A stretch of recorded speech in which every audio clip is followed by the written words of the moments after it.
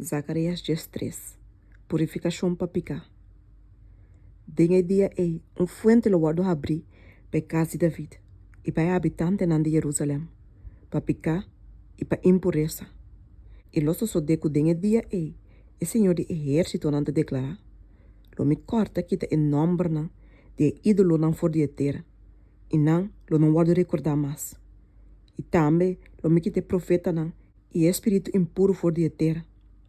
E lo so de que se ainda tem gente a profetizar, anta sua tata e sua mama, com a rainha lo bise, lobo não biba mais, pois uma boa papia mentira de em nome do Senhor. E sua tata e sua mama, com a rainha, lo traspase, ora que profetizar. Também, lo so de dengue dia o cada dia profeta não, lo hanha vergüenza de sua visão, ora que ta profetizar. E não lo no biste mamta de lana pa papia mentira. Mas lo bisa, mi nota profeta, mi tunco no quero, pasoma gente a vender-me como escravo de mi juventude.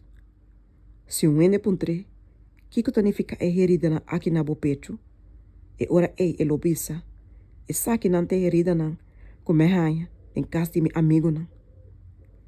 E guarda do herida, e carne não plama.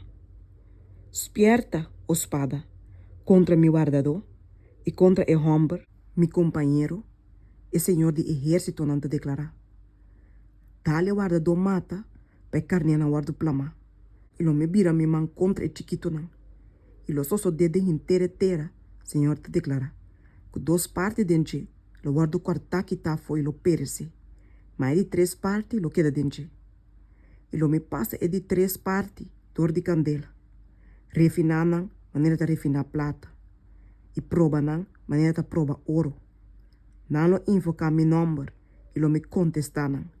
Lo me bisa, não tá mi pueblo. E não lo bisa, Senhor tá mi Deus.